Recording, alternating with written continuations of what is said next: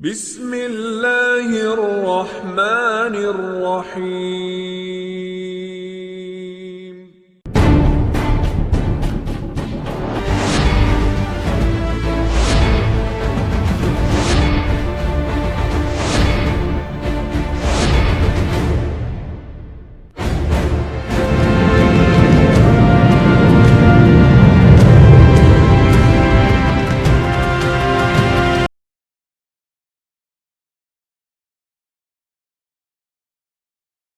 क्यों एक शादीशुदा मर्द का तलाकशुदा महिला से निकाह की नीयत से बात करना जुर्म माना जाता है? एक सच्चाई जो हम सबको समझनी चाहिए। कभी आपने सोचा है कि अगर एक मर्द शादीशुदा है और वो किसी तलाकशुदा और अकेली औरत से सिर्फ इसलिए बात करता है क्योंकि वो उसे अपनी जिंदगी की इज्जत और छत देना चाहता है, तो उसे गुनहगार क्यों समझा जाता है? क्या इस्लाम ने इंसान की नीयत नहीं देखी? क्या समाज ने कुरान से ज्यादा अपनी सोच को शरिया बना लिया है? भाग एक, प्रस्तावना। मुद्दे की गहराई। आज का हमारा समाज एक ऐसे मोड़ पर खड़ा है जहां धर्म की आड़ में कई सामाजिक मानसिकताएं अपना खुद का कानून बना चुकी हैं। जब कोई शादीशुदा मर्द, जो पहले से एक जिम्मेदार इंसान है, अगर वह किसी तलाकशुदा, विधवा या बेसहारा औरत की मदद करना चाहे, और वो भी शरीयत के अंदर रहते हुए, तो लोग उस पर सवाल उठाते हैं। शादीशुदा होकर दूसरी औरत से बात कर रहा है, कहीं ये बहाना तो नहीं? बीवी के होते हुए किसी और के बारे में सोच रहा है? ये बातें उस इंसान की नीयत को नहीं, बल्कि समाज की गंदी सोच को दिखाती हैं। भाग दो, इस्लाम का मूल दृष्टिकोण। इस्लाम ने एक चीज को सबसे ऊपर रखा, नीयत। हदीस, इन्नमल अमालु बिन्नियात। हर अमल का फैसला उसकी नीयत से होता है। बुखारी व मुस्लिम। अगर किसी इंसान की नीयत एक मजबूर तलाकशुदा औरत की जिंदगी संवारने की है, तो उस पर सवाल उठाने वाले कौन होते हैं? कुरान कहता है, उनसे भलाई की बात करो। सूरह बकरा दो, आयत नंबर 235। यह आयत उन लोगों के लिए है जो इद्दत में बैठी हुई महिलाओं से बात करना चाहते हैं, साफ नीयत के साथ। इस्लाम तो उस इंसान को भी इजाजत देता है जो किसी तलाकशुदा महिला से शादी का इरादा रखता है, कि वो इद्दत के दौरान इशारे या साफ नीयत से प्रस्ताव दे सकता है। भाग तीन, शादीशुदा मर्द की दूसरी शादी। समाज और शरिया कुरान में साफ कहा गया, न, और अगर तुम डरते हो कि एक के साथ इंसाफ नहीं कर सकोगे, तो एक पर ही रुको। सूरह निसा, सूरह नंबर 4, आयत नंबर 3। यहां इस्लाम ने दूसरी शादी को जुर्म नहीं, बल्कि जिम्मेदारी बताया है। लेकिन हमारा समाज क्या करता है? अगर कोई मर्द दूसरी शादी का नाम ले, उसे बदचलन कहा जाता है। बीवी को धोखा दे रहा है, ये फतवा समाज खुद ही लगा देता है, जबकि उस मर्द ने कहीं भी शरीयत की हद नहीं तोड़ी।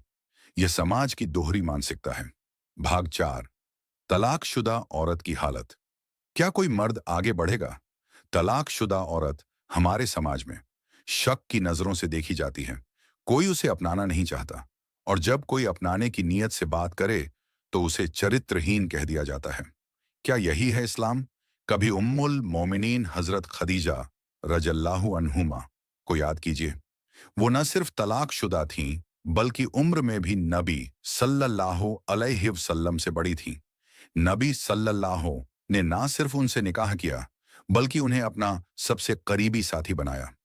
तो फिर आज के मर्द अगर इसी सुन्नत को निभाना चाहें, तो उन्हें गुनहगार क्यों समझा जाए? वक़ाल नबी सल्लल्लाहु अलैहि वसल्लम अन्निकाहु मिन सुन्नती फमन रग़िब अन सुन्नती फलैसा भाग मिन्नी। 5, क्या बातचीत हराम है? नहीं, लेकिन उसकी हदें हैं। इस्लाम ने मर्द और औरत के बीच बातचीत को हराम नहीं ठहराया, बल्कि उस पर हदें लगाई हैं। उनसे पर्दे के पीछे से बात करो। सूरह अहज़ाब, सूरह नंबर 33, आयत नंबर 53। मतलब, अदब, इज्जत और नियत साफ होनी चाहिए।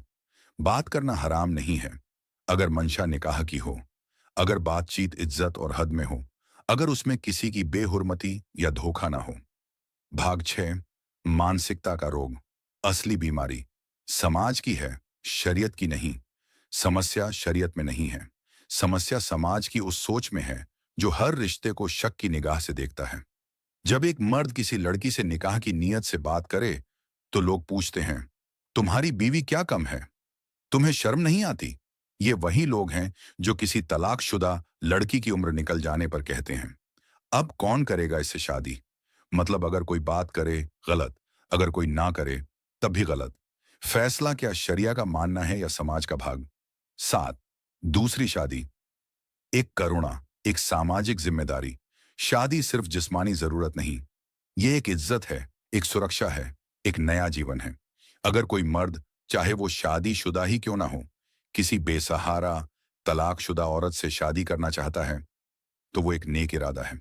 नबी सल्लल्लाहु अलैहि वसल्लम ने फरमाया, जो किसी विधवा या गरीब की मदद करता है, वो अल्लाह की राह में जिहाद करने वाले के समान है। बुखारी व मुस्लिम। तो फिर क्यों इस नेक नियत को शक की नजर से देखा जाता है? भाग 8, बीवियों की ईर्ष्या और शंका, एक वास्तविक समस्या।